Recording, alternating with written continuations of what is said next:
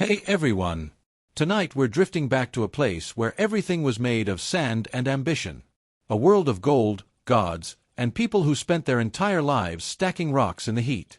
So, dim the lights, get comfortable, and let's wander, very slowly, into the land of the pyramids. Because tonight, we're talking about why you wouldn't last a day building them. And honestly, neither would I. If you were born in ancient Egypt, you wouldn't be reading this, of course.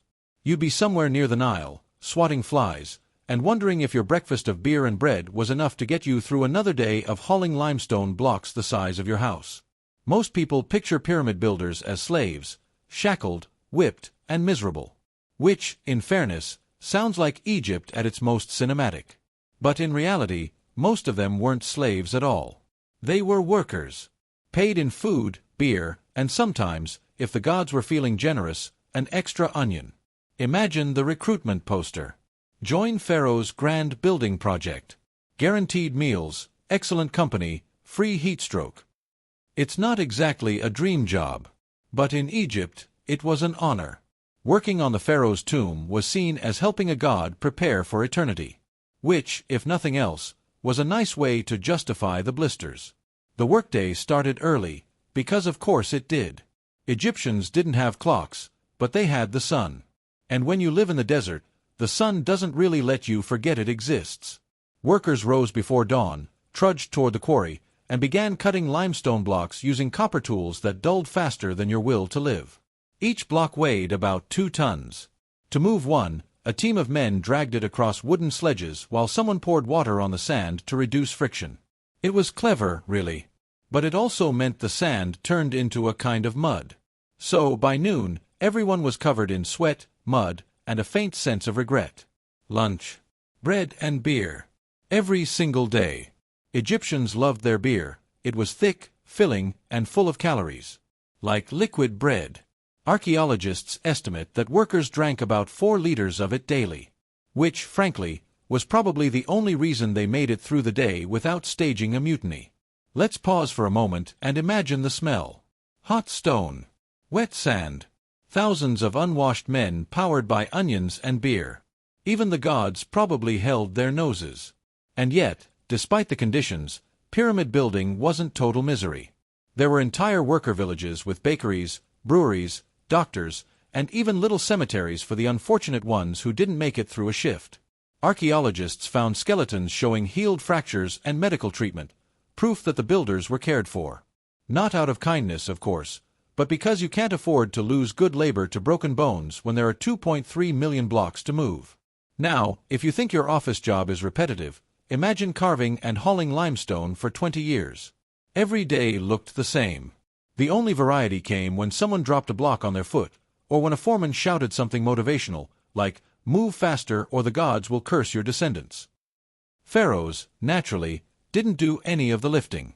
They were too busy posing for statues and deciding how their afterlife mansions should look. They liked their tombs tall enough to impress the heavens. Which meant generations of laborers spent their entire lives making sure a dead man would have a nice view. It's easy to laugh at the absurdity of it all, but the Egyptians were serious about the afterlife. To them, death was just a continuation of life, only with better furniture and slightly fewer insects.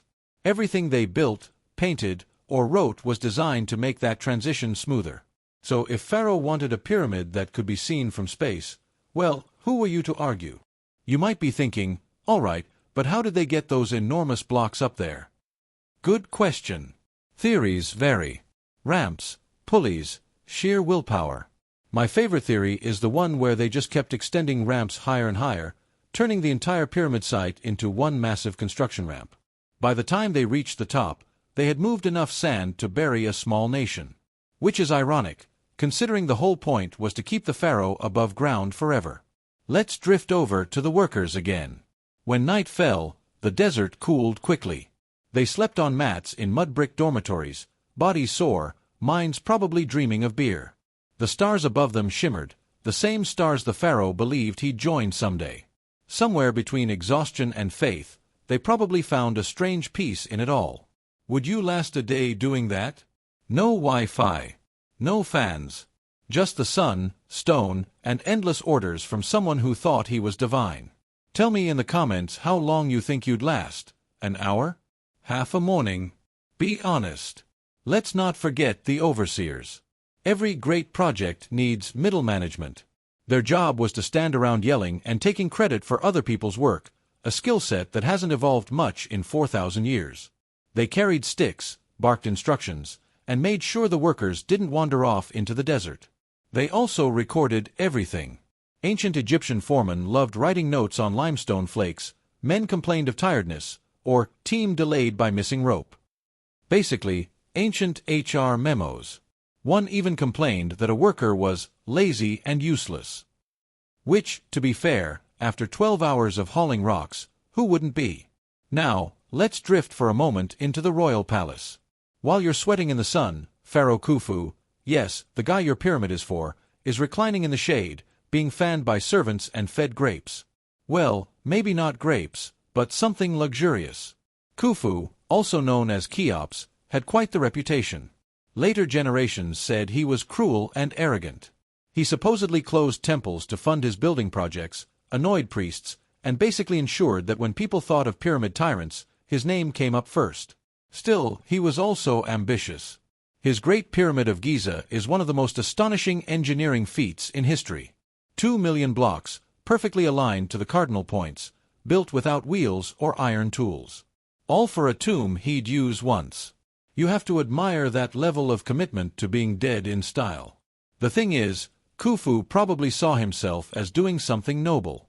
Pharaohs believed their monuments would maintain cosmic order, the balance between chaos and harmony, called Ma'at. So in his mind, every exhausted worker was helping the universe stay in one piece. That's one way to justify free labor. Over time, the pyramids got smaller. Pharaohs after Khufu decided maybe they didn't need to outshine the sun. It turns out building something visible from orbit is expensive and unpopular. Later kings moved into the Valley of the Kings, underground tombs hidden from grave robbers. But the pyramids remained, massive and silent, long after their builders turned to dust. The irony. Most of those grand tombs were looted within centuries. All that work, all that stone, and Pharaoh still couldn't take his jewelry to the afterlife. You have to wonder if the workers ever suspected that. Maybe, as they stacked another block, they looked up at the gleaming structure and thought, he's not taking this with him, you know. There's something strangely human about the whole thing. The sweat, the superstition, the stubbornness. Building something so vast just to cheat mortality, and still failing. Today, we go to the gym, pay rent, chase promotions. They built pyramids. Different methods, same underlying fear, trying to make something that lasts longer than we do. Let's drift onward to another detail people rarely mention, the role of women in all this. Contrary to what most assume, women in ancient Egypt had legal rights. They could own property, inherit wealth, even run businesses. Some were temple priests, some managed estates, and others brewed beer. Which, given the Egyptian love of beer, probably made them the most important citizens in the land. Pharaoh's wives, on the other hand, had their own kind of work, producing heirs. Preferably male. Preferably before the pharaoh found another favorite wife. Royal life was less romantic and more strategic baby production. When you think about it, life in Egypt was a hierarchy of exhaustion. At the top, Pharaoh, tired of being worshipped. In the middle, scribes, tired of writing about him. At the bottom, workers, tired of literally everything. But somehow, it functioned. The Nile flooded every year, the fields grew, the gods were appeased, and Egypt carried on for millennia. Civilization built on routine and heatstroke. It's oddly comforting, isn't it? Knowing that even the mightiest empire in history was basically a group of overworked humans trying to keep things from falling apart. So the next time you're stuck in traffic or grumbling about an email, remember, somewhere out there, 4,000 years ago, a man was dragging a 2-ton stone uphill while someone shouted, "Faster, for the glory of RA." At least your boss doesn't believe he's a god. Probably. So, how long do you think you'd last as an ancient Egyptian worker? Would you tough it out for the free beer? Or fake an injury and sneak off to the Nile? Tell me below. I'm curious who'd survive longer, you or your boss. We're staying in Egypt, but moving from the dusty quarries to the glittering palaces. We'll meet the royals themselves, Those lovely, divine, slightly deranged rulers whose family trees were more like tangled vines. Close your eyes if you'd like, take a slow breath, and get ready to meet the pharaohs who made pyramid building look like the easy part. So, let's drift away from the noise of the quarries now. You've done your time hauling stones, you've earned your imaginary beer, and the sun is finally sinking behind the dunes.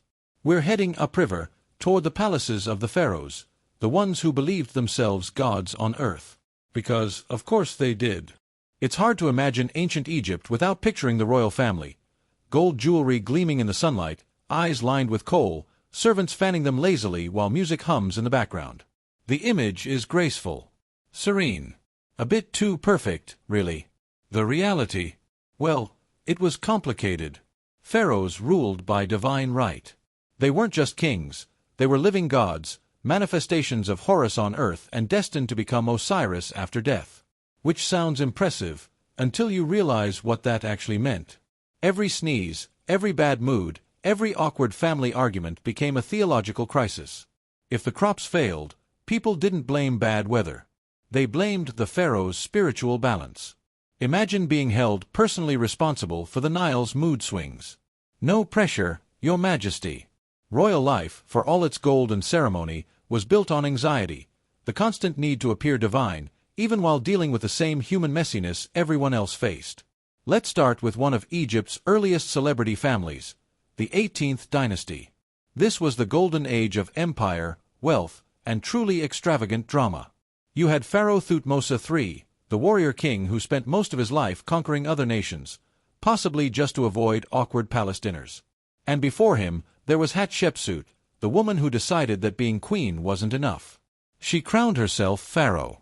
That's right, Egypt had a female king, long before it was fashionable. Hatshepsut ruled for over 2 decades, built magnificent temples, and left inscriptions that carefully explained how the gods personally approved her promotion. A clever move, since not everyone was thrilled about being ruled by a woman. She wore the royal beard, literally, a ceremonial false beard strapped to her chin, and was often depicted with a masculine body in statues. It wasn't about gender, it was about power.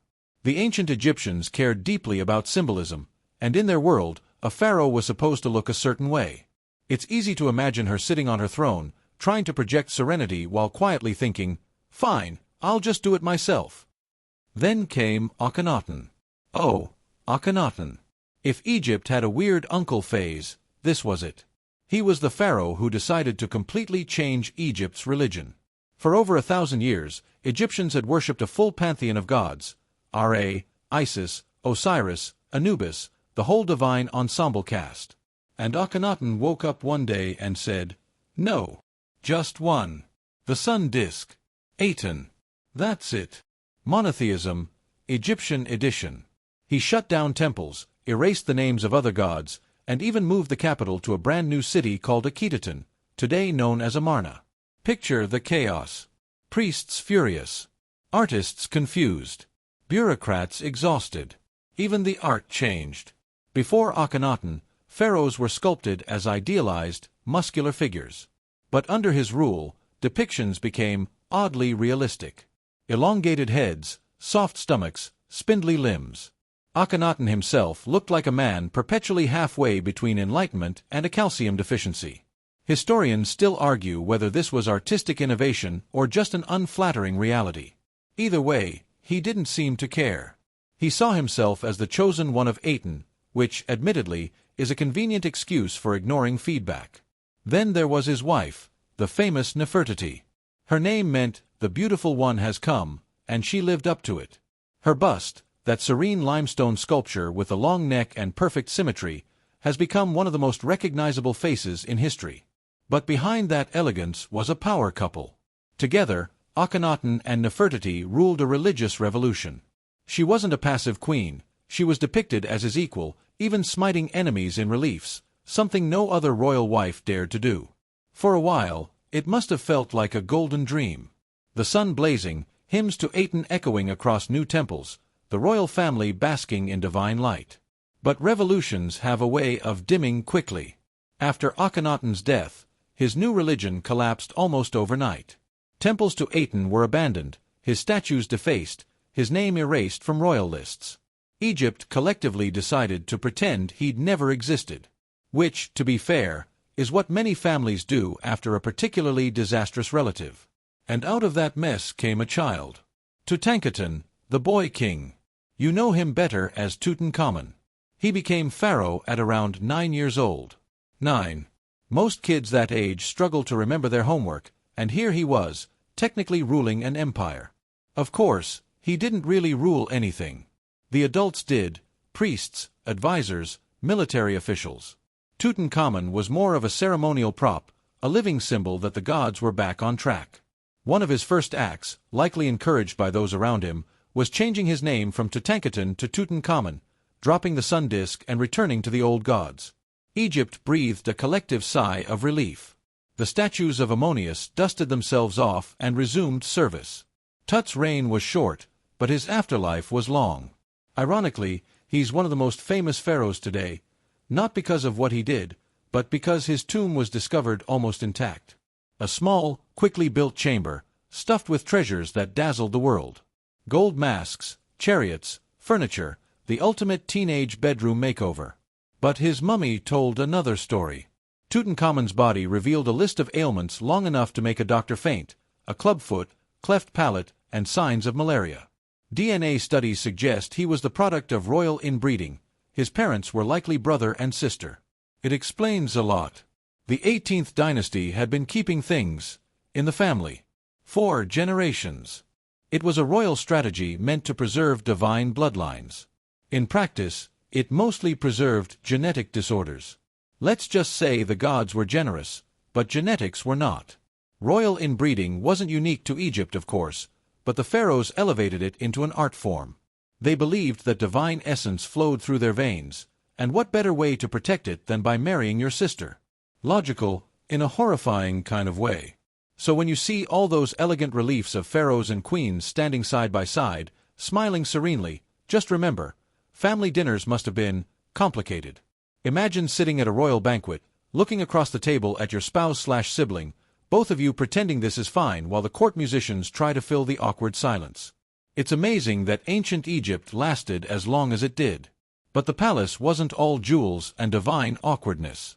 It was also a world of ritual and performance. Every day was choreographed: waking, eating, bathing, dressing, praying. The pharaoh didn't simply live, he enacted divinity. Servants attended to every need. Scribes recorded every gesture. Perfumed oils were rubbed onto skin, wigs arranged, jewelry polished until it caught the sun. To us, it sounds like opulent luxury. To the pharaoh, it was an exhausting full-time job. There was no privacy. Ever. Not even in death. When you're considered a god, everyone feels entitled to watch you. Even your bathroom time was sacred. The royal latrine had special attendance and purification rituals. Because nothing says holiness quite like 4 people watching you use the facilities. The royal children grew up surrounded by this divine bubble. They were pampered, educated, and constantly reminded that they were not ordinary. Tutors taught them writing, arithmetic, and proper godlike posture. But their world was fragile. A single political shift, a bad harvest, or an ambitious general could wipe the entire royal line away. It happened more than once. The grandeur of Egypt was built on sand, beautiful, shifting, and temporary. Let's drift for a moment to the royal pets. Pharaohs loved animals. Cats, of course, were sacred, elegant creatures associated with the goddess Batet. But they also kept dogs, monkeys, even lions. One tomb painting shows a pet cheetah on a leash, as though walking it through the palace gardens was the most normal thing in the world. Every royal had their favorite companion. When an important pet died, it might be mummified, wrapped in fine linen, and buried with ceremony. Imagine a solemn priest chanting over a deceased cat while everyone pretends this is the most natural thing ever. Speaking of mummification, that was the final royal luxury. The ultimate spa treatment. Organs carefully removed, body dried with natron, skin oiled, wrapped, and tucked away with treasures. The process took 70 days, which is a long time to prepare for eternity. Each organ was stored in a special jar, protected by a minor deity who probably didn't sign up for the job. The heart was left inside the body. Egyptians believed it was the seat of the soul and intelligence. The brain, however, was discarded. Pulled out through the nose with a hook. You'd think they might have reconsidered that choice, but no. The Egyptians were consistent if nothing else. Even in death, the pharaoh's divinity had to be maintained. Rituals were performed to open his mouth, symbolically restoring his senses so he could eat, speak, and breathe in the afterlife. It's all very poetic until you realize someone had to hold the corpse while chanting spells. All of this, the gold, the gods, the mummified cats, was built on a foundation of belief. The Egyptians didn't think they were being eccentric. They genuinely saw the world as a delicate balance between order and chaos. Every ritual, every offering, every block of stone was part of keeping the universe from collapsing. So while we might look back and chuckle at Akhenaten's artistic experiments or Tutankhamun's genetic misfortunes, to them, these were matters of cosmic importance. And maybe that's why their civilization lasted so long. They took their mythology seriously. They lived their religion every single day. Still, you can't help but see the irony. The pharaohs spent their lives chasing immortality, only to end up as museum exhibits, their faces pressed against glass under fluorescent lights. The gods of Egypt reduced to quiet curiosities behind security ropes. And yet, maybe that's a kind of immortality too. People still speak their names. Still stare at their portraits. Still wonder who they were beneath the crowns and eyeliner. Even Akhenaten, the heretic, got what he wanted.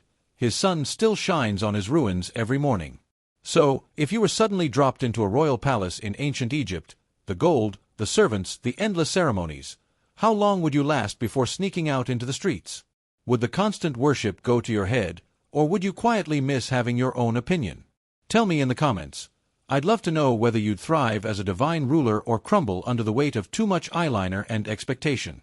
Because next, in part 3, we're leaving the royal palace and stepping into the temples, the grand echoing halls where priests whispered to gods and incense curled through the air like dreams. We'll explore how religion ruled every heartbeat of Egypt, and how sometimes the priests held more power than the kings themselves. So take a slow breath, relax your shoulders, and let's drift onward, deeper into the sacred silence of ancient Egypt. End of part 2. Would you have enjoyed royal life, or found it exhausting?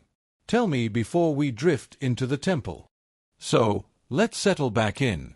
The sun has set over the Nile again, the sky deep purple and silver, and the air cooling after another long day of royal ceremony.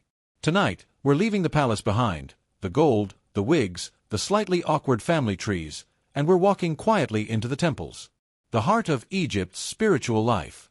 And, depending on how you look at it, the first and most elaborate example of organized religious bureaucracy. Because if you thought the pharaoh was powerful, wait until you meet the priests.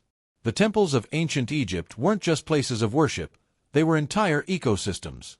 Think less Sunday service, more cosmic accounting department. Every day, every hour, there were rituals to maintain balance, to keep the world from collapsing into chaos. It sounds dramatic, but the Egyptians truly believed that order, or ma'at, had to be actively maintained. If the priests forgot to feed a statue, or skipped a chant, the sun might not rise. And no one wanted to be responsible for that. Each temple was dedicated to a specific god, or sometimes several, depending on which dynasty was currently in charge and which deity was politically fashionable. There were hundreds of gods, animal-headed, abstract, local, cosmic. Egyptians loved their divine hierarchy almost as much as their royal one. There was Ammonius, the hidden one, king of the gods. Ra, the sun god, who sailed across the sky every day in his golden boat. Osiris, ruler of the afterlife, green-skinned and dignified. Isis, his devoted wife, the divine mother. And then, of course, there was Anubis, the jackal-headed god of mummification, quietly ensuring the dead were treated properly. Imagine being an ancient Egyptian child, hearing bedtime stories where your guardian angel looked like a taxidermied dog. Comforting in its own way. Let's step into one of those temples, maybe Karnak or Luxor or one of the smaller shrines along the Nile. You'd approach through towering pylons, walls covered in hieroglyphs, carvings of pharaohs smiting enemies who probably died centuries ago. Beyond the gates, the air would smell of incense and oil. The sound, quiet, rhythmic chanting, sandals brushing against stone. The further you went, the darker it became. Temples weren't built for congregations. Ordinary people weren't even allowed inside the inner chambers. Those were for the gods. And the priests. Priests in ancient Egypt weren't preachers, they were caretakers. Their job wasn't to tell people how to live, but to serve the gods as though they were living beings. They washed, dressed, and fed the statues daily. They woke them up in the morning with hymns, offered food, and then ceremonially put them to bed at night. Somewhere out there, in the heat of Thebes, a priest was singing to a statue of Ammonius as though tucking in a very demanding pet. It sounds strange, but to the Egyptians, the god wasn't in the statue was the god, once properly awakened through ritual. Each morning, a priest entered the sanctuary, opened the shrine, bathed the idol in sacred water, anointed it with oil, dressed it in fine linen, and placed offerings of bread, beer, and meat before it. Then they'd close the shrine again, seal it, and leave. The god, presumably, content. It's easy to smile at the image, priests bustling around with trays of offerings, making sure divine breakfast was on time, but the rituals gave meaning to everything. Without them, the Egyptians believed the universe would crumble. And, of course, temples were more than spiritual centers. They were banks, warehouses, schools, libraries, and granaries. Massive estates that owned land, livestock, and laborers. The temples of Ammonius in Thebes controlled so much wealth that by the New Kingdom, the high priests were practically shadow pharaohs. Religion and politics were never far apart, and in Egypt, they were inseparable. Let's talk about those priests for a moment. They weren't all full-time holy men. Most served in rotating shifts, 1 month on, 3 months off.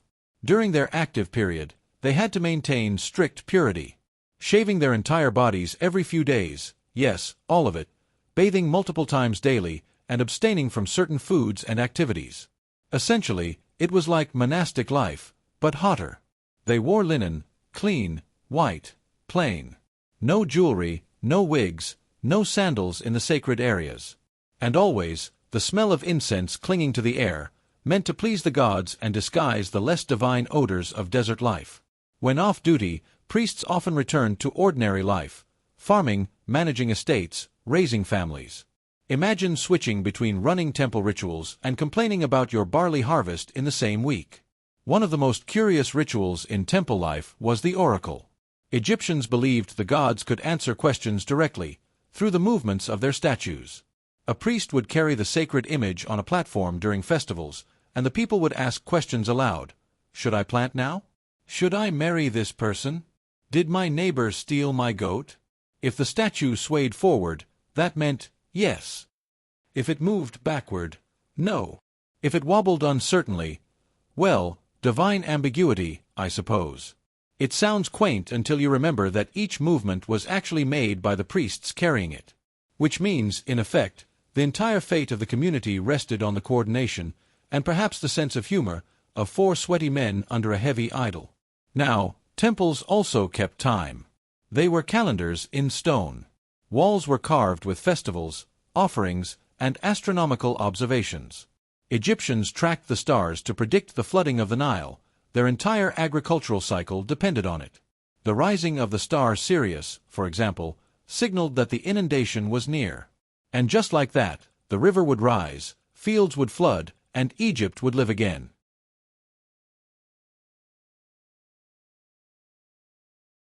To the Egyptians, this wasn't coincidence, it was cosmic harmony. Everything, the stars, the river, the crops, the breath in your lungs, was part of Ma'at, divine order.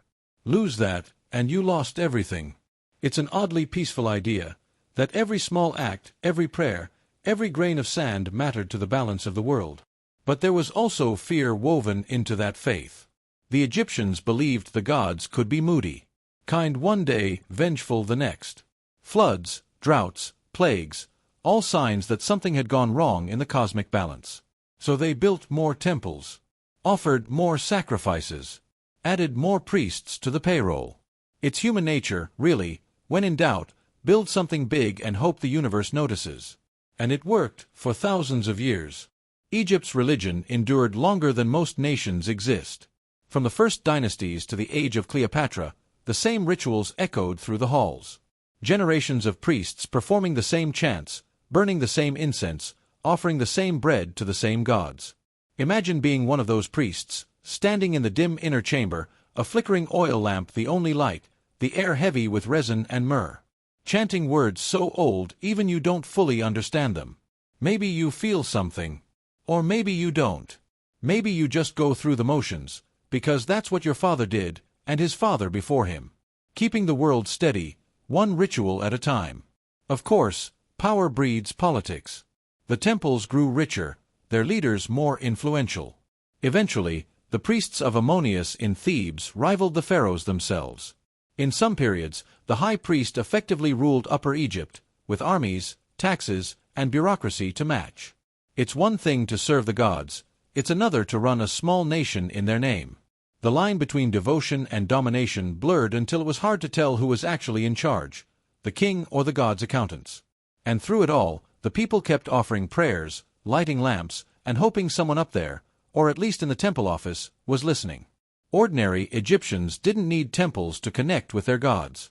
Most homes had small household shrines, little altars where families placed food, incense, or amulets.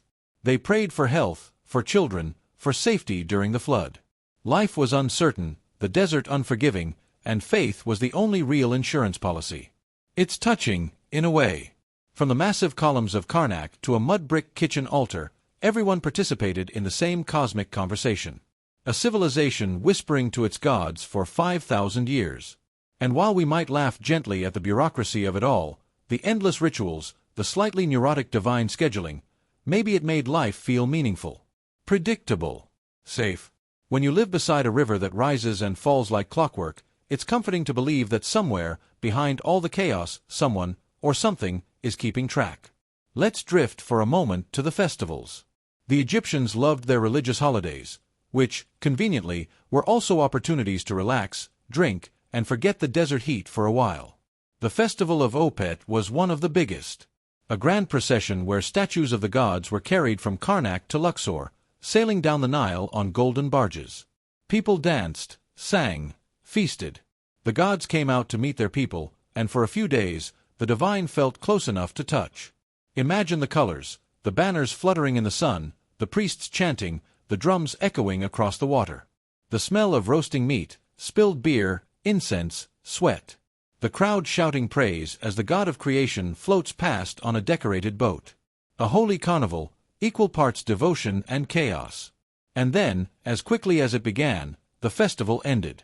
The gods returned to their shrines, the people to their fields, and the desert swallowed the noise again. Life resumed its quiet rhythm. The ancient Egyptians left us endless evidence of their faith: tombs, papyri, inscriptions, statues. But the most haunting thing they left behind are the prayers. Simple lines scratched into walls. Grant me bread, beer, and peace. Protect my children. Let my name be remembered. 4,000 years later, those words still echo. The human needs haven't changed much. We still want safety, love, a little recognition, and maybe a good meal at the end of the day. So, if you lived in ancient Egypt, would you have been a priest? Could you have shaved your head every other day, recited chants in the dark, and believed your breakfast schedule kept the sun alive? Or would you have stood outside, watching from the temple gates, just hoping the gods noticed you anyway? Tell me in the comments, which side of the sacred wall would you have stood on?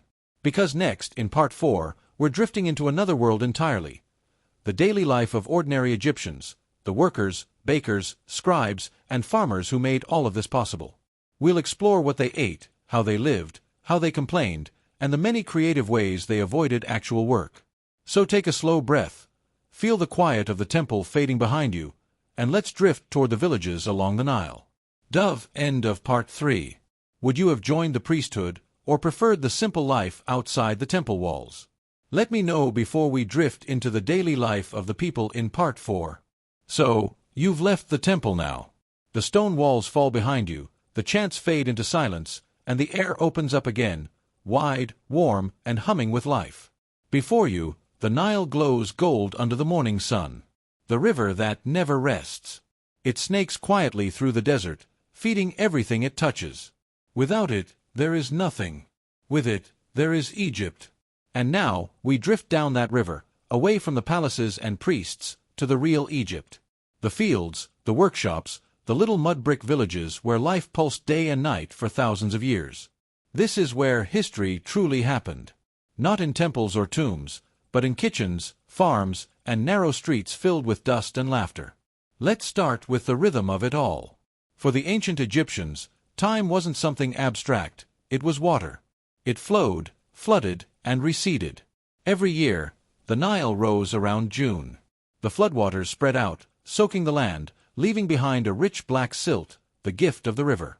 And when the waters fell, the farmers began their work. They didn't need calendars or weather forecasts. The river was their clock, their god, their paycheck, and their anxiety, all rolled into one. The Egyptian year was divided into 3 seasons, all named after what the Nile was doing. Ake, the flooding. Parat, the growing. Shimu, the harvesting. Each season brought its own rhythm. During Ake, when the fields were underwater, the farmers couldn't plant, so they worked on building projects, digging canals, repairing dikes, or, if unlucky, hauling massive stone blocks for the pharaoh's latest pyramid idea. When Parat came, the waters receded, and the land was ready. Families planted barley, wheat, onions, flax. The air was filled with the smell of damp soil and smoke. And when Shimu arrived, they harvested under the sharp sun, sickles flashing in the light, songs echoing across the fields. It was hard work, but predictable.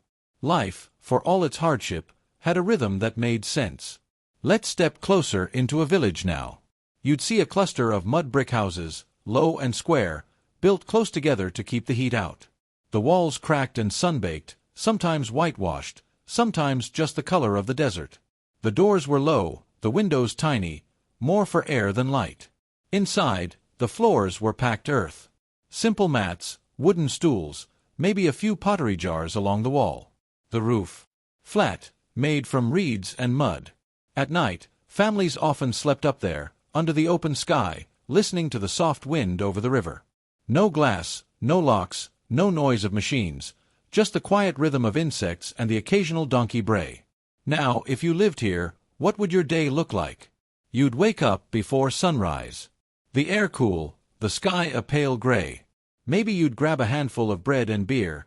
Yes, beer, for breakfast. The ancient Egyptians drank beer all day, every day. It wasn't the strong stuff we think of today, more like a thick, sour porridge.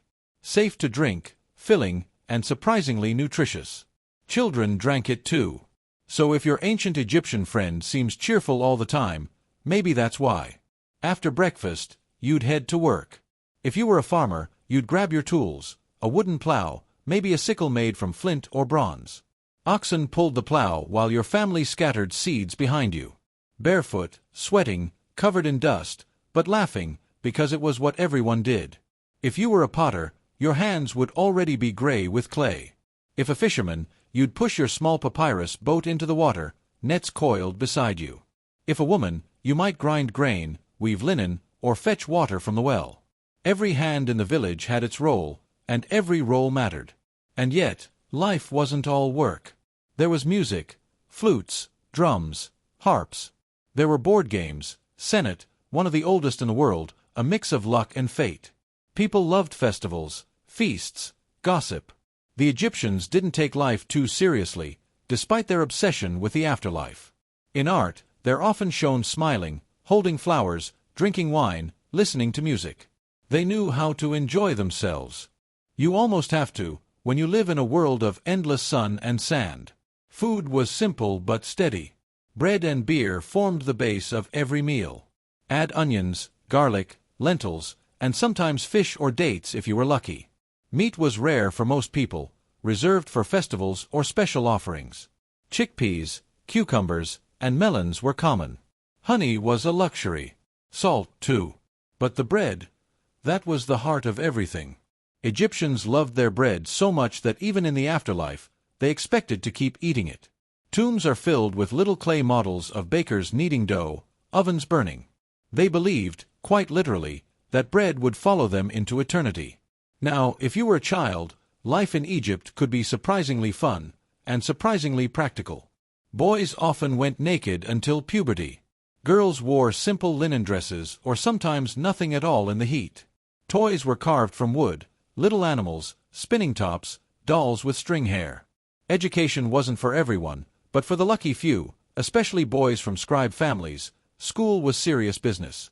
They sat cross-legged on mats, holding reed pens, writing on shards of limestone or pieces of broken pottery called ostraca.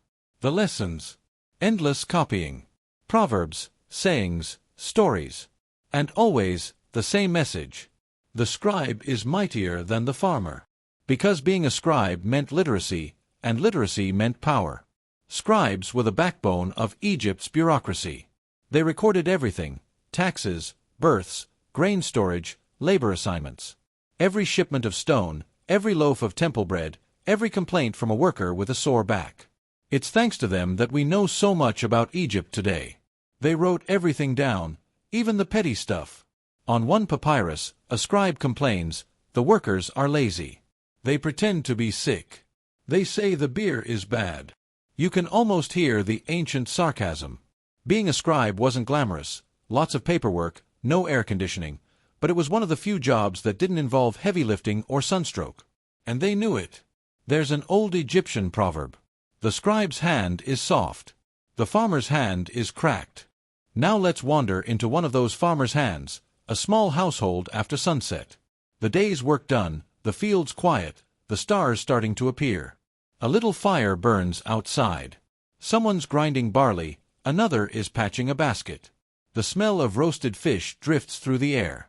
Children chase each other in the sand. A mother hums a lullaby about the river. It's humble, but it's home. And yet, even in such ordinary peace, life was fragile. Disease was constant. Floods could fail. A bad harvest meant hunger. Snakes, scorpions, infections, all part of daily life. Medical papyri show that Egyptians knew a surprising amount about healing: herbs, honey, surgery, but also relied on spells and prayers. A doctor might treat your wound with honey, a natural antiseptic, and then recite a charm to drive out the evil spirit causing it. Science and magic were never separate. They were just different languages for the same mystery. Family life, too, had its own rhythm. Marriage was practical, often simple agreements, sometimes love matches. Women had more rights here than in many later societies. They could own property, divorce, even sue. They managed the household, oversaw servants, wove linen, brewed beer, and raised children, the heart of every home. Men worked outside, but women kept the house alive. And the Egyptians, in their art, show affection more than most ancient cultures. Husbands and wives are depicted sitting side by side, arms gently wrapped around each other. Parents hold their children tenderly. It's quiet, but it's love. Religion, of course, followed them everywhere. Each home had little figurines of protective gods: Bes, the dwarf god of laughter and childbirth, or Tauret, the hippo goddess guarding mothers and babies.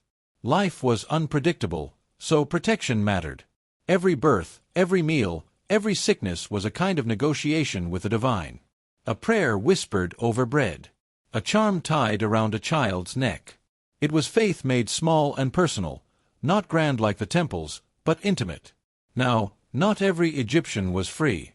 There were slaves and servants, prisoners of war, debt laborers, or people born into servitude. But slavery in Egypt was often domestic, not industrial. Many slaves worked as cooks, gardeners, or tutors. Some could even own property or earn freedom. Still, it was a reminder that even in a world so old, inequality already had deep roots. Let's drift back to the river for a moment. Because the Nile wasn't just water, it was the highway of Egypt. Everything moved on it: food, stone, soldiers, prayers. Boats carved from wood or papyrus drifted up and down all day. Some large and grand, with painted sails for the rich. Others small and patched together by poor fishermen. The river tied everyone together, from pharaoh to farmer. It was the sound of oars, the smell of wet reeds, the glint of sunlight on ripples. And when the wind was right, sails bloomed like flowers along the horizon. Even at night, the water murmured softly, reflecting stars.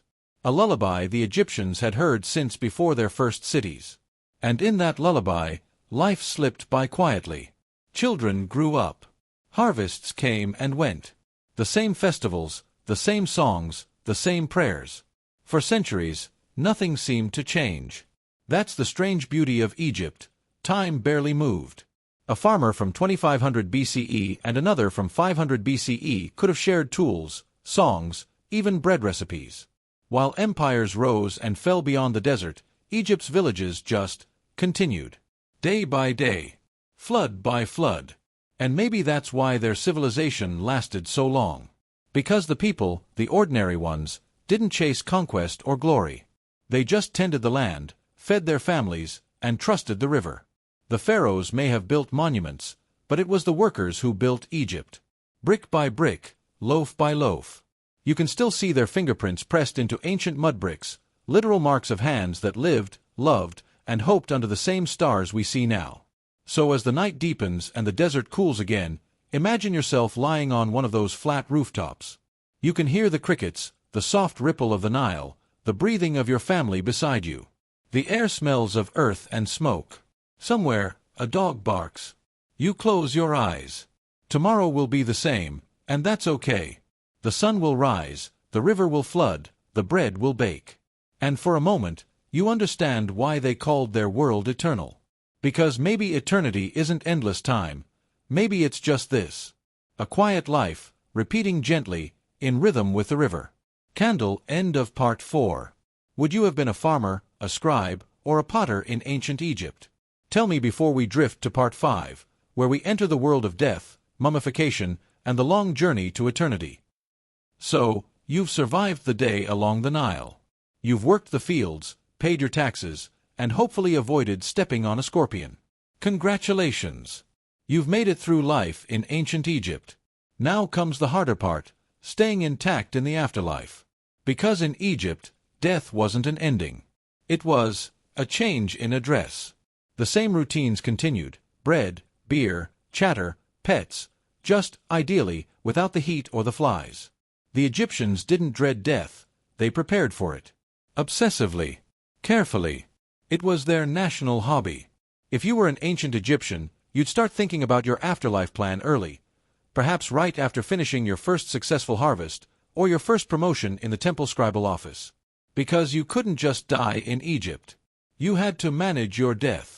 It was a logistical project, spiritual insurance, bureaucratic paperwork, and biological preservation all rolled into one. And at the center of that, of course, was the art of mummification.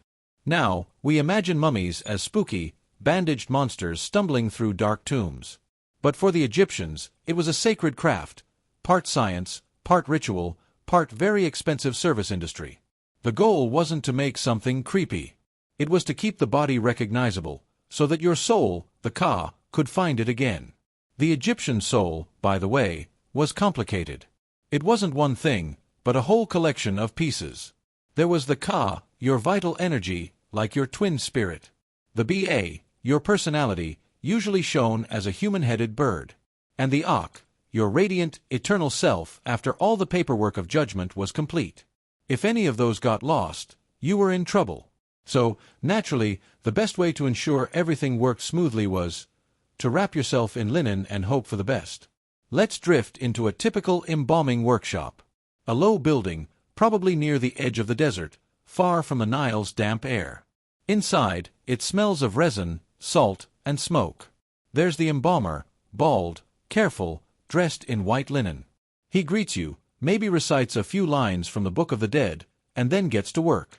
You might not enjoy the process, but luckily, you won't be there to complain.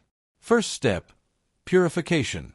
The body is washed with water from the Nile, a symbolic rebirth.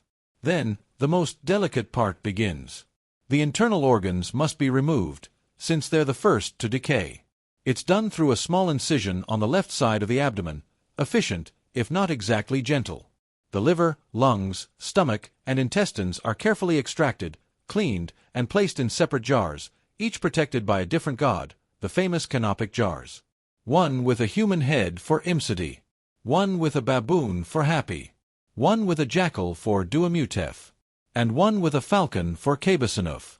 You probably won't remember their names, but that's fine. The Egyptians did, and that's what mattered.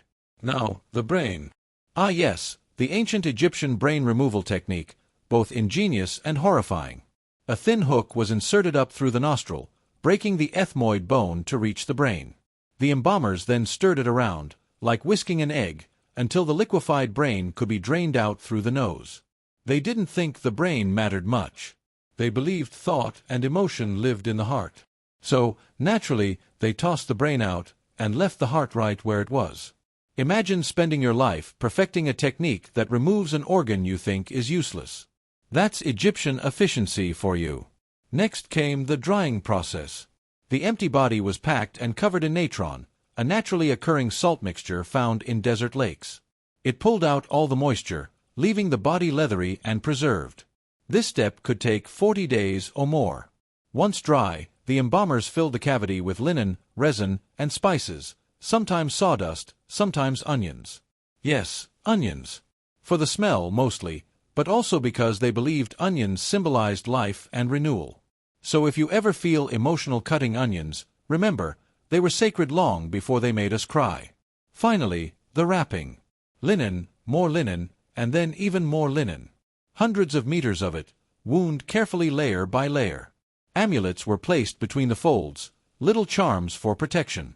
A scarab over the heart, an eye of Horus on the chest, a tiny gold cobra near the throat.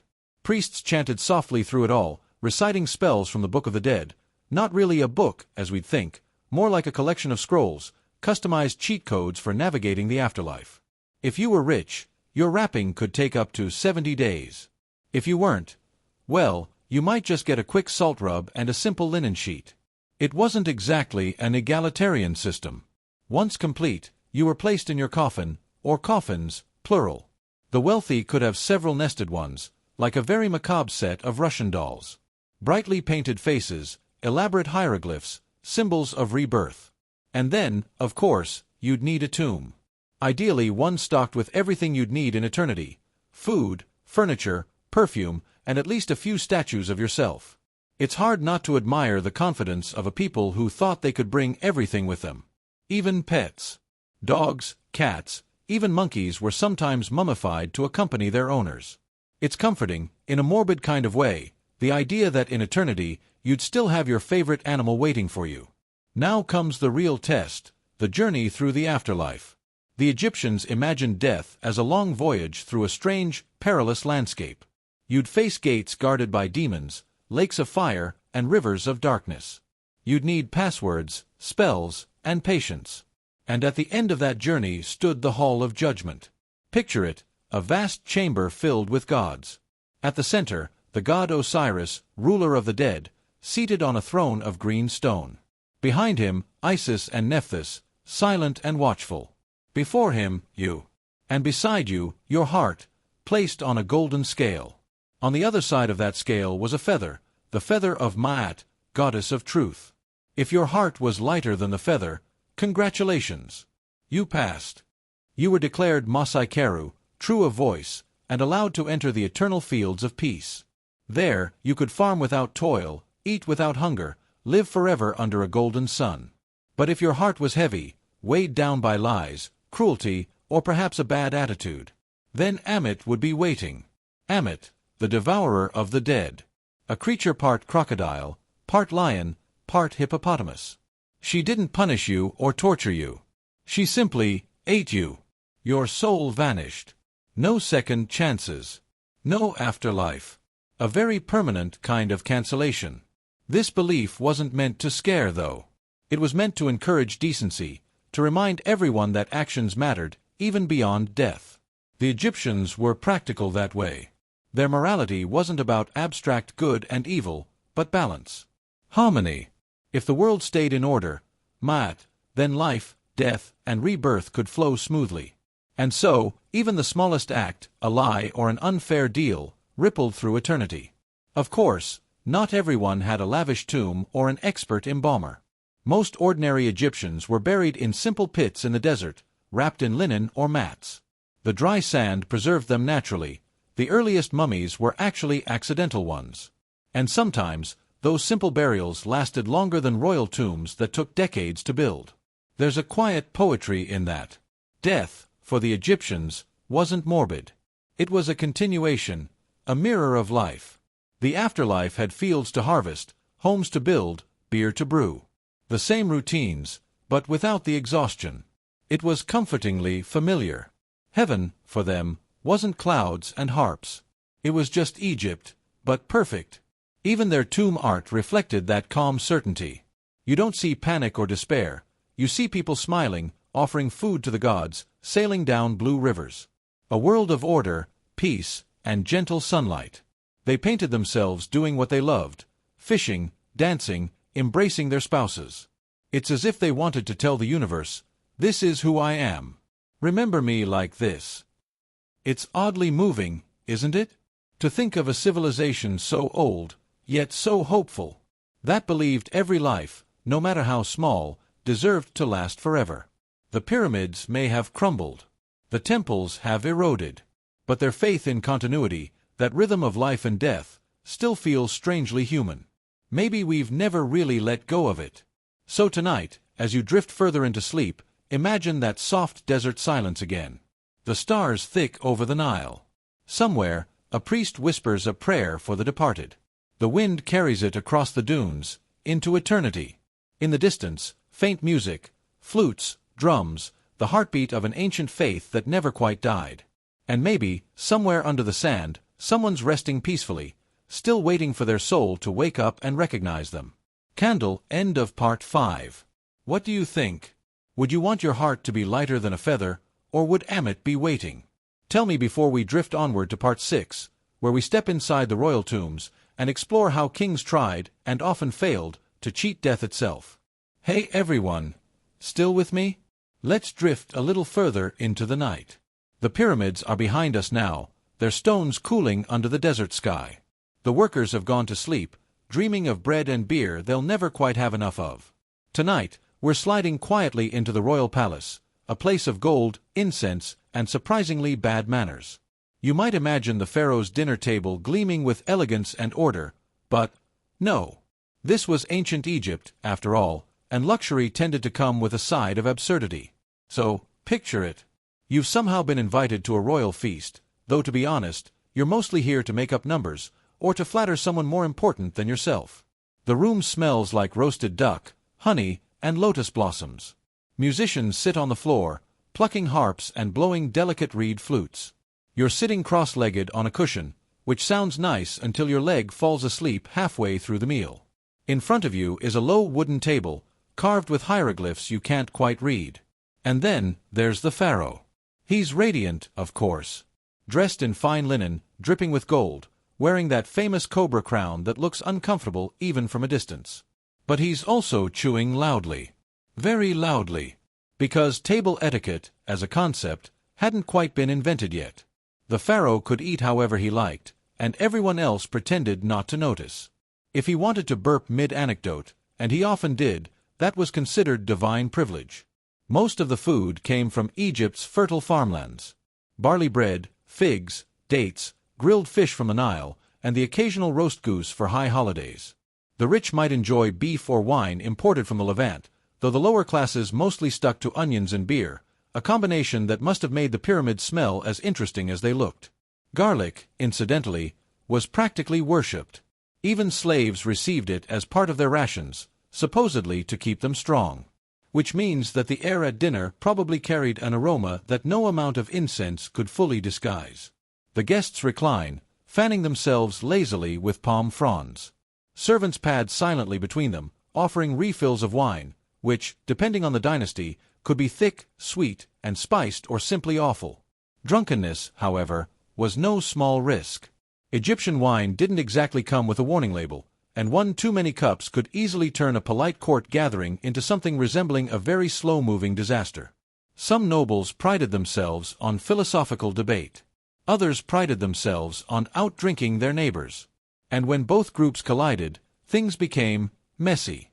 One record describes a particularly enthusiastic banquet in which an overconfident noble decided to challenge his friend to a dance-off. The friend declined, so naturally, the noble decided to perform alone, lost his balance, and fell straight into a platter of roasted pigeons.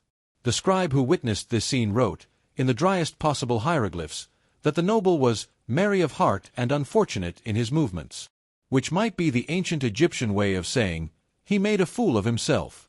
But these dinners weren't only for pleasure. They were political theater. The pharaoh used feasts to display his wealth and divine favor. A generous meal implied a stable kingdom.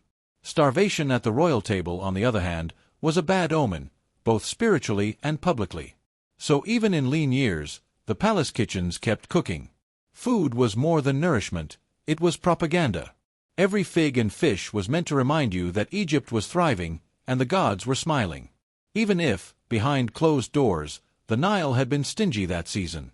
Then there were the entertainers, dwarfs, acrobats, dancers, and singers. Dwarfs, in particular, were highly valued, believed to possess special favor from the gods. Pharaohs often kept them close, sometimes even entrusting them with jewelry or ritual duties. It's both heartwarming and slightly awkward to read royal records describing them as beloved curiosities. A strange blend of affection and objectification, ancient style. Music filled the air. Harps, lutes, sistrums, little bronze rattles shaken rhythmically to keep spirits high. You might find a priest quietly humming an offering hymn next to a noble who's half asleep from too much wine. And at the end of the feast, it was customary to bring in floral garlands, sometimes made of real lotus blossoms, sometimes painted imitations, to remind everyone of the fleeting nature of life. "Smell the flower while you can," the priests liked to say. It was meant as a meditation on mortality. But to most guests, it probably just smelled nice. Let's not forget the food offerings to the gods. Before anyone ate, priests performed short rituals over select dishes: duck, bread, fruit, beer, placing them before small statues or altars. The gods were believed to consume the spiritual essence of food, leaving the physical form behind, which conveniently meant the priests could eat it later. Religion and practicality, as always, found a way to coexist. As the night deepened, the heat of the day faded into the cool hum of crickets. Lamps flickered, shadows wavered on the painted walls. Servants brought out trays of desserts, honey cakes, sweetened dates, and melon slices, glistening under lamplight. The pharaoh leaned back, satisfied, perhaps ready to make a speech or decree. And if you were lucky, you might catch him in a generous mood, declaring a holiday or forgiving a minor tax. If you were unlucky, he might suddenly decide to test your loyalty by asking how much you truly believed he was a living god. There was no correct answer, only survival. It's strange to think how familiar some of this feels. The awkward dinner small talk. The one person who drinks too much. The political undertones nobody mentions aloud. Ancient or modern, royal tables have always been stages for fragile egos and hidden rivalries. The only difference is that in ancient Egypt, saying the wrong thing could actually get you buried with your mistakes. By midnight, the musicians were growing drowsy. The pharaoh's laughter softened. Guests began slipping away, careful not to offend by leaving too early or too late. You'd quietly thank the servants, step outside into the cool desert air, and look up at the stars over the Nile. The palace lights shimmered faintly in the distance, gold fading into blue. And for a moment, you might think how surreal it was to live in a world where divine rulers burped through dinner and priests recycled godly leftovers. If you lived in that time, what role would you want at that feast? A noble sipping carefully on his wine? A musician playing quietly in the corner? Or maybe a servant, unseen but safe? Tell me in the comments what kind of guest you think you'd be at a pharaoh's table. Let's drift onward. Next, we'll wander beyond the palace walls, into the strange and dusty world of Egyptian medicine, where priests doubled as doctors, and remedies involved more honey and crocodile dung than you might like to imagine. But that's for our next quiet moment together. Hey everyone, welcome back. If you're still awake, which would be impressive at this point, let's keep drifting. The palace doors are behind us, the echoes of music fading into the quiet hum of night. Ahead lies another strange corner of ancient Egyptian life, one that mixes brilliance, superstition, and a generous dose of questionable hygiene. Tonight, we're stepping softly into the world of Egyptian medicine. A world where healing came with prayers, spells, and ingredients that could easily double as a small curse. Now, you might assume that ancient Egypt, being so grand and advanced in architecture, would have equally sophisticated medical practices. And in a way, it did. They were pioneers of surgery, dentistry, and even prosthetics. But they were also, to put it gently, enthusiastic experimenters. If it was sticky, smelly, or vaguely plant-like, they'd find a way to smear it on a wound and call it divine science. Let's start with the basics, the Egyptian doctor, or Sunu. You'd find him dressed in linen, carrying small pouches of herbs, copper tools, and amulets for good measure. He believed illness wasn't just physical, it was spiritual, too. A bad cough might mean you'd offended a god, or that a ghost was lurking somewhere near your liver. Which sounds absurd, until you realize modern people still Google their symptoms at 3 a.m. and end up convinced they have something equally mysterious. Egyptian doctors were trained through temple schools, where students copied long lists of treatments from papyrus scrolls. The most famous of these, the Ebers Papyrus, reads like a cross between a medical guide and a cookbook for chaos. Remedies included honey, which was actually a smart antiseptic, and crocodile dung, which wasn't. That one was more symbolic, meant to ward off evil. Because nothing says, "get well soon," like spreading reptile waste on a wound. One recorded treatment for burns included milk, honey, and the fat of a cat. Another recommended placing moldy bread on infected injuries, which, to be fair, might have worked, since mold contains natural antibiotics.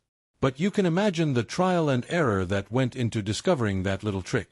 Somewhere, long ago, a desperate healer probably said, "Well, it's growing something green, maybe it'll help." And occasionally, it did. Surgery existed, though it wasn't for the faint of heart. Without anesthesia, most operations were limited to surface wounds or abscesses. Broken bones were set with linen bandages soaked in resin. Dental care, on the other hand, was grim. The Egyptian diet was full of grit and sand, thanks to stone-ground flour. By middle age, most people's teeth were worn down to the gums. Some even had abscesses that reached the jawbone. And if you think that sounds painful, it absolutely was. The Egyptian solution? Pull the tooth, pray to the gods, and rinse with beer. They did have some clever insights, though. Honey and copper had antibacterial properties. Poppy seeds were used for pain relief, essentially, early opioids. They used castor oil for digestion and willow bark for fevers, which contains salicylic acid, the same stuff found in aspirin. So while some recipes read like witchcraft, others were genuinely ahead of their time. It was a strange balance of brilliance and superstition, reason and ritual. And then there was childbirth, one of the more terrifying prospects in any ancient civilization. Women gave birth squatting on specially made bricks, attended by midwives who muttered prayers to the goddess Tauret, a hippo-headed deity who looked both protective and mildly annoyed. Medical papyri describe tests to determine pregnancy, involving barley and emmer seeds sprinkled with a woman's urine. If the seed sprouted, she was pregnant. Modern scientists have actually tested this, and it works about 70% of the time. So maybe ancient superstition deserves a little credit after all. Of course, when things went wrong, there were amulets for that too. A woman in labor might wear a charm shaped like the god Bes, a dwarf with a lion's mane and the energy of someone who'd just been woken up from a nap. Bes was said to scare off evil spirits by making ugly faces. You can imagine the scene: incense burning, women chanting, and a statue of a grumpy dwarf glaring protectively over the room. Somehow, it's oddly comforting.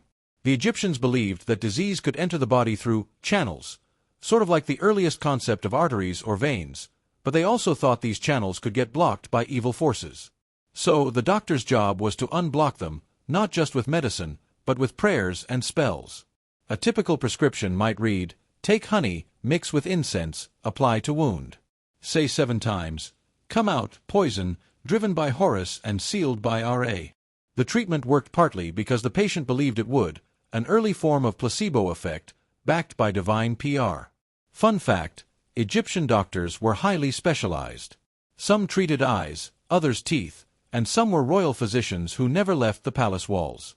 The doctor of the belly, the keeper of the anus, and the herdsman of the nostrils were all official titles.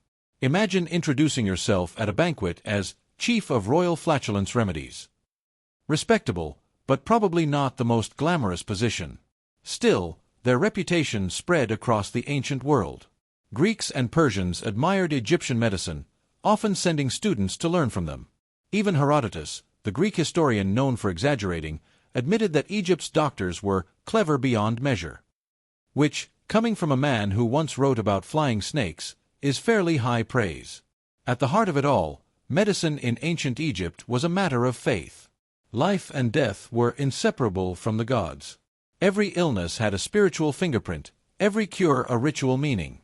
The same man who set bones also recited hymns to Sekhmet, the lion-headed goddess of both healing and destruction. It was all connected, body, spirit, and the endless river that fed them both. Imagine lying in a mud brick house, feverish, while your family burned incense to banish unseen forces. The healer arrives, chanting softly, tracing symbols on your forehead with honey and oil. Outside, the Nile glimmers faintly in the moonlight, its calm surface hiding the crocodiles beneath. You don't know whether the cure will work, but it feels sacred. And maybe, in that moment, that's enough. Even mummification, that great Egyptian obsession with preservation, came from medical thinking. The embalmers learned more about anatomy than anyone else of their time. They knew how to remove organs, how to dry flesh, how to keep decay at bay. It was medicine's darker twin, healing turned inward, meant for eternity instead of life. And if you wonder how people trusted such bizarre treatments, well, what choice did they have? No hospitals, no sterile instruments, no antibiotics. Just herbs, prayers, and the stubborn human instinct to keep trying. And somehow, despite everything, they managed to build empires, raise families, and survive plagues. Maybe there's a lesson in that. If you were sick in ancient Egypt, would you trust the priestly doctor? Or would you sneak off to find one of the unofficial healers working by the river, the ones who charged less but swore their spells worked faster? Tell me in the comments which cure you'd choose, faith or experiment. Let's drift onward now, away from the smoky temples and healing chants. Hey everyone, still here? Good. Let's drift a little further, slow and soft. The night hums quietly, the village lies asleep behind us, and ahead, you can hear it, the sound of water moving through darkness. The Nile. Calm, endless, and older than every king who ever claimed to rule it. It's the same river that carried silt, life, and the occasional floating goat for thousands of years. Without it, Egypt would have been a very large, very scenic pile of sand. To understand Egypt, you have to understand the Nile. It wasn't just a river, it was a god, a timekeeper, and the most reliable co-worker anyone could ask for. Every year, around midsummer, it flooded. Not too much, not too little, at least in good years. The water spread across the land, leaving behind black, fertile mud. The Egyptians called it Kemet, the Black Land, and they were proud of it. Everything beyond it, the endless gold and red deserts, they called Dishret, the Red Land. To live on one side was life, the other, death. Every season revolved around the Nile's moods. First came the flood, the time of waiting. Then the growing season, when fields shimmered green like some divine carpet. Finally, the harvest, celebration, exhaustion, and a brief sense of security before the cycle began again. The priests tracked all of this with a kind of obsessive devotion, watching the waters rise and fall, recording them on something called a nilometer. Essentially a glorified ruler carved into stone, but treated with the same reverence you might reserve for a holy relic. Because if the Nile rose too high, villages drowned. If it didn't rise enough, crops failed. The entire civilization balanced on a line of water. To the Egyptians, the river wasn't random. It was a gift, from Hapi, the god of the flood, often depicted as a plump, cheerful man with water plants in his hair. He looked like someone who'd had one too many loaves of barley bread, but that was the point, abundance. People offered him sacrifices of bread, beer, and occasionally a bit of fish. They prayed for just the right flood, the Goldilocks flood, not too big, not too small, just perfectly divine. Traveling the Nile was both ordinary and magical. Boats were the arteries of Egypt, carrying grain, fish, stone, and gossip from one end of the country to the other. The pharaoh had his grand barge gilded in gold leaf, while farmers had simple papyrus boats that looked like something a modern kid might build for a school project. They were light, easy to repair, and, unfortunately, easy to sink. If you were lucky enough to own a small boat, you guarded it the way people now guard their cars, with suspicion, pride, and an occasional prayer that it would start. Sailing upstream, against the current, you'd hoist a square sail and let the wind do the work. Going downstream, you'd simply drift, the current pulling you lazily back toward the delta. There was something hypnotic about it, the rhythmic splash of oars, the creak of wood, the sun setting in gold and red on the horizon. No wonder the Egyptians believed the gods themselves sailed across the sky each day in a great solar bark. The sun, to them, wasn't just light, it was a passenger on the river of eternity. Fishermen lined the banks with nets made of flax or palm fiber, pulling in tilapia, catfish, and the occasional crocodile if they were unlucky. The Nile teemed with life and danger. Crocodiles were sacred to the god Sobuk, which meant you couldn't exactly declare war on them. Some temples even kept live crocodiles, fed them delicacies, and buried them with jewelry when they died. Imagine the temple budget meetings for that. Yes, High Priest, the divine crocodile needs another gold bracelet. Of course, it's essential for national stability. Along the banks, the papyrus plant grew tall, green stalks that became everything from paper to sandals.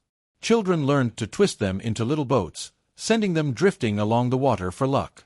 Scribes, meanwhile, turned the same plant into scrolls, preserving poems, laws, and love letters. The Nile was both plaything and archive, a living library where civilization literally grew from the mud. Of course, the river wasn't always kind. Droughts came, silent and merciless. Without enough floodwater, famine followed. People starved, cities emptied, and the priests scrambled to explain why the gods were angry. Some pharaohs tried to fix it through grand rituals, more offerings, more statues, more promises. Others simply blamed their predecessors. The ancient art of political scapegoating was already well developed. But there were good years too, when the fields glittered gold with grain, and everyone thanked the river for not ruining everything. Festivals celebrated the flood's arrival, music, food, dancing, and enough beer to make you forget that next year might not be so generous. Women threw flowers into the current, hoping for love and luck. Farmers dipped their hands into the rising water, murmuring blessings. Children splashed in the shallows, chased by anxious mothers shouting warnings about crocodiles. And at night, the river became something else, dark, silent, reflective.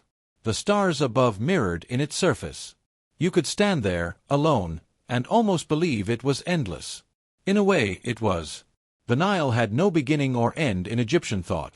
It was the spine of creation, connecting heaven, earth, and the underworld. Even the dead traveled it, their souls sailing through night on celestial boats, guided by the gods, hoping to reach the field of reeds, the Egyptian version of paradise. One of the most haunting things found in tomb inscriptions is the phrase, "I gave water to the thirsty." It sounds simple, but in a land where survival depended on a river's mood, it was the highest virtue. Sharing water meant sharing life. You can imagine someone's name being remembered for centuries just because they refilled a stranger's jar on a hot day. That, to the Egyptians, was holiness. The Nile also shaped time itself. Their calendar had 3 seasons: flood, sowing, and harvest. Days began at sunrise, when the river caught the first light. Even dreams were tied to it, the gentle splash of waves outside a mud-brick home, the steady rhythm that lulled people to sleep. It's easy to imagine a farmer lying awake, listening to the water, wondering what it would bring tomorrow. The modern world has its highways and screens and noise. But ancient Egypt had the Nile, vast, patient, quietly unbothered by human ambition. Kings rose and fell, dynasties burned out like brief torches. The river just kept flowing, same as it always had. Maybe that's why they worshipped it. Not because it was powerful, but because it was constant. If you lived back then, do you think you'd have trusted the Nile, let it carry your boat, your crops, your faith? Or would you have feared it, the way people now fear the things they can't control? Tell me in the comments, would you rather build your life beside the river, or far away from its reach? Let's drift onward, softly now. The stars are high, and the river's song is fading behind us. Next, we'll wander into the realm of gods and myths, where cats could kill demons, scarabs rolled the sun, and divine family arguments shaped the world. But that's for the next quiet stretch. The night deepens, and you can almost hear the faint hum of ancient prayers carried on the wind. Torches flicker in temple courtyards, and statues, massive and silent, watch over you from the shadows. Their eyes don't move, but somehow you feel seen. Welcome to the realm of the gods, not distant, abstract beings, but neighbors. The Egyptians didn't just worship their gods. They lived with them, ate beside them, blamed them, loved them, feared them. Sometimes, all in the same day. If you were an ordinary Egyptian, you didn't really talk about the gods, you talked to them. There was one for everything. Love, death, childbirth, beer, crocodiles, scribes, even digestion. The divine bureaucracy of Egypt made modern government look simple. The big ones you've probably heard of: Ra, the sun god, who sailed across the sky every day in his golden boat. Osiris, ruler of the afterlife, calm and green-skinned. Isis, his wife, powerful and devoted, the mother of magic. Horus, their falcon-headed son, symbol of kingship. And of course, Anubis, jackal-headed guardian of the dead, with that calm, unsettling smile that says, "Don't worry.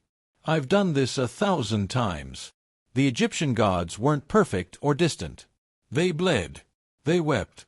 They made mistakes. Their stories were wild and tangled, part myth, part moral lesson, part cosmic soap opera. It began, like most things, with creation. The earliest stories said that before anything, there was just water, endless, dark, and silent. From that chaos rose Atum, the first god. Alone, he coughed or sneezed, opinions differ, and from that divine sneeze came Shu, god of air, and Tefnut, goddess of moisture. You could call it the first awkward family reunion in history.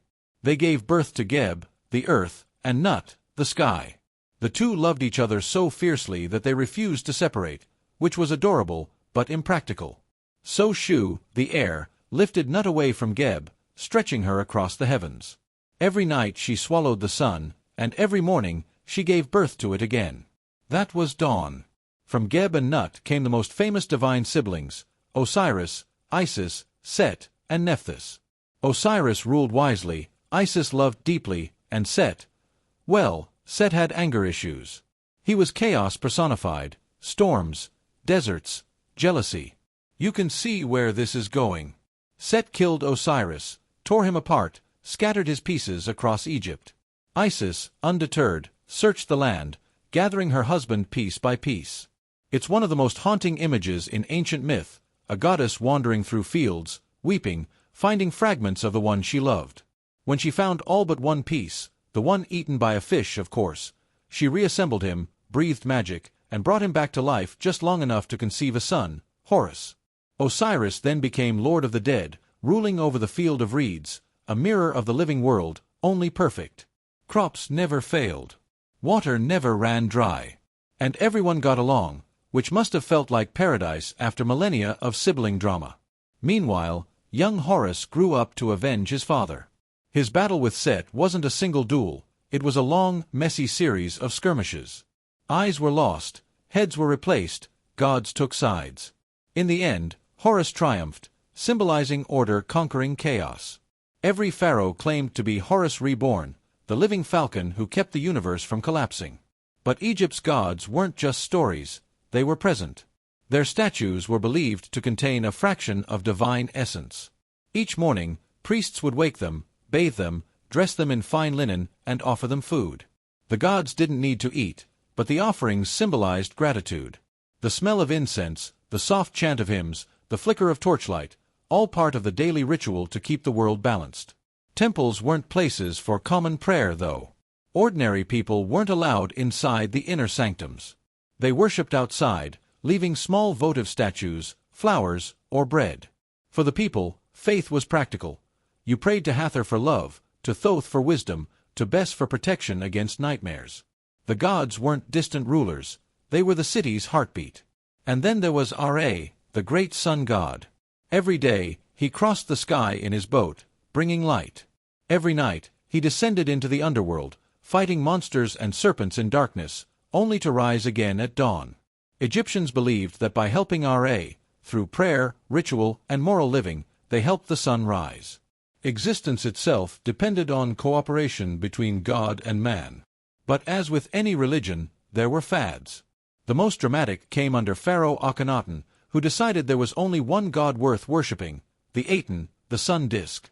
He shut down old temples, built a new capital, and proclaimed that only the light of Aten mattered. For a brief, shimmering moment, Egypt had monotheism. And then Akhenaten died, and everyone went right back to the old ways. The priests dusted off the old idols, probably muttering, "Well, that was weird," and the temples reopened for business. Religion wasn't just faith, it was power. The temples owned land, employed workers, collected taxes.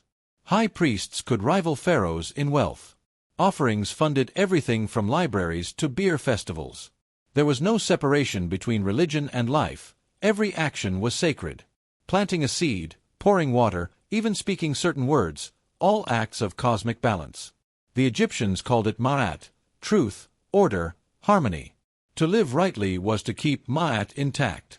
To lie, steal, or neglect your duties wasn't just immoral, it threatened the universe itself. That's why the gods mattered. They weren't distant judges waiting in the afterlife. They were partners in maintaining balance, each with their own personality. Batet, the cat goddess, was gentle but fierce when provoked. Thoth, the ibis-headed scribe, recorded every word you spoke in life. Sekhmet, the lioness, was both healer and destroyer. Once unleashed, even the other gods feared her. Their temples still stand, silent, magnificent, dusted with centuries of sand. Walk into one, even now, and you can almost hear the echoes. The air feels different inside. Cool, heavy, timeless. You can imagine the priests chanting, the smell of myrrh filling the halls, sunlight cutting through high windows in narrow beams. At night, when everything was still, maybe you'd hear the gods whisper, the same voices that guided builders, comforted mothers, and warned kings. The same voices that told people that as long as they honored the balance, Egypt would endure. It's strange, isn't it? Modern life feels so disconnected from mystery. Yet back then, mystery was survival. To question the gods wasn't rebellion, it was curiosity. To worship wasn't submission, it was gratitude for the fragile rhythm of existence. As you close your eyes tonight, imagine standing in that temple. The stone is cool under your bare feet. You can smell incense and lotus flowers. The statue of Isis gleams faintly by torchlight, her wings spread in welcome. Somewhere, a priest's voice hums a hymn that's thousands of years old, steady, calm, like a lullaby for the universe itself.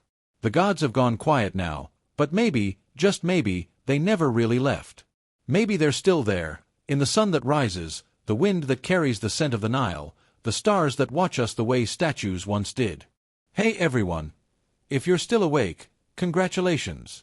You've drifted with me through deserts and tombs, through gods and sandstorms, through the lives of kings and workers who built eternity out of dust. Tonight, as we reach the final stretch of our slow wander through ancient Egypt, we'll ease into silence. The kind that lingers in old ruins long after the tourists leave. The kind that hums quietly between stone blocks that have seen more sunrises than memory itself. Let's drift back to where it all began, the pyramids. They've been there this whole time, of course, sitting in the background of every story. Patient, unmoving, and just slightly smug. Because while dynasties have risen and fallen, languages changed, and empires crumbled, the pyramids stayed. You can almost hear them breathe if you listen long enough. The sand shifts against their sides like a whisper. The sky above them never changes color quite the same way twice. And yet, they remain, vast, unbothered, and faintly amused at the chaos of human history swirling around their base. Most of us imagine them as tombs. In a sense, they were. But they were also messages, colossal postcards to eternity. Each stone said, "We were here. We mattered. Don't forget." Every block hauled by thousands of hands, every carving of a name or symbol, was an act of defiance against time itself. The workers who built them are long gone, their names unrecorded, their faces erased. But their fingerprints are still there, pressed into mortar that refuses to crumble. Imagine standing there, just before dawn. The sky is bruised with the last traces of night. The first light spills across the desert, sliding down the sides of the Great Pyramid until it touches the sand. The temperature hasn't risen yet. The air is still cool. Somewhere nearby, the wind sighs through the ruins of old temples, carrying the smell of dust, salt, and faint traces of incense that probably haven't burned for thousands of years. And as you watch the sun climb, you realize this is what it's all about, that same cycle the Egyptians worshipped. Death, rebirth, balance. The gods may have vanished, but the rhythm they taught never stopped. Every sunrise is a small act of resurrection. People often ask how such a civilization could disappear. The answer is, it didn't. It changed shape. Egypt never truly died, it just shed skins like a snake. The ancient gods gave way to Greek rulers, then Roman governors, then Christian monks, then Islamic scholars. The temples became churches, The hieroglyphs faded, but the Nile kept flowing, patient as ever. Life went on. It always does. The workers who once built pyramids became farmers again, their grand monuments slowly buried under drifting sand. The pharaohs, for all their power, returned to dust just like the people who served them. And maybe that's the most peaceful truth of all. In the end, every king and every peasant ends up in the same quiet company. Still, their echoes linger. The hieroglyphs carved into stone still whisper when the wind passes. The statues, eroded and headless, still manage to look proud. Even the mummified cats, yes, those too, seem to be holding on to something, as if waiting for someone to remember their names. It's strange, isn't it? How much effort we spend trying to be remembered, when the only thing that really lasts is the act itself. The building. The creating. The living. The Egyptians didn't just worship immortality. They practiced it in their own way, through art, architecture, and the stubborn belief that life continues beyond what we see. Even the smallest tomb inscriptions spoke of hope. May your soul live forever. May you walk in the field of reeds. May your heart be light as a feather. These weren't just prayers, they were affirmations that meaning can survive decay. That even when the body fades, something of us stays behind in the echo of our deeds. Maybe that's why we're still fascinated with them. Not because of the gold or the curses or the grandeur, but because, deep down, we recognize what they were trying to do. They were afraid of being forgotten. Just like us. So, if you ever find yourself standing before the pyramids someday, take a moment to breathe. Feel the weight of all that silence. It's not emptiness, it's memory. Every grain of sand has seen more than any book could tell. Every gust of wind carries the stories of laborers, queens, priests, children, even the stray cats that slink through temple corridors at night. And maybe, if you stay long enough, you'll feel something subtle, not divine, not mystical, but deeply human. The quiet satisfaction of people who worked, prayed, and dreamed, believing their world mattered. And in a way, they were right. We're still talking about them, thousands of years later. That's a kind of immortality. Of course, it wasn't all noble and graceful. There were still squabbles, bad rulers, and questionable decisions, but even those, somehow, feel softened by time. The cruelty fades. The mistakes blur. What remains is the persistence, the sheer, impossible effort to leave a mark. The Great Pyramid of Khufu alone is made of about 2.3 million stones. Each one placed by hand. Each one balanced on the belief that the whole was worth more than the parts. Think about that. Generations working towards something they'd never see finished.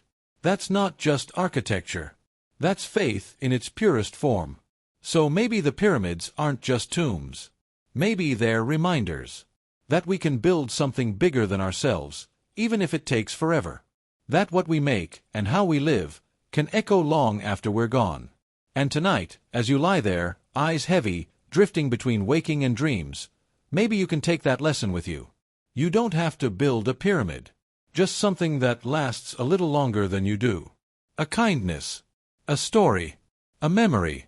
Because even the smallest gesture, a carved name, a whispered prayer, a moment of care, is its own monument. So as the sand settles, and the stars blink faintly over the Nile, let's say goodnight to the world's oldest insomniacs. The pharaohs who couldn't stop preparing for eternity, the priests who worried about cosmic balance, the workers who built dreams out of stone. They've been waiting a long time for the company. Tell me in the comments, if you're still awake, what would you build if you knew it could last forever? Would it be something monumental, or something simple? I'd love to know. And before we fade completely into the quiet, thank you for staying with me tonight. If you enjoyed this slow drift through time, remember to like, share, and subscribe. Not because the algorithm demands it, but because somewhere, deep under the sand, a very patient scribe might appreciate the effort. Until next time, sleep well, dream of golden suns, and remember, even silence leaves an echo.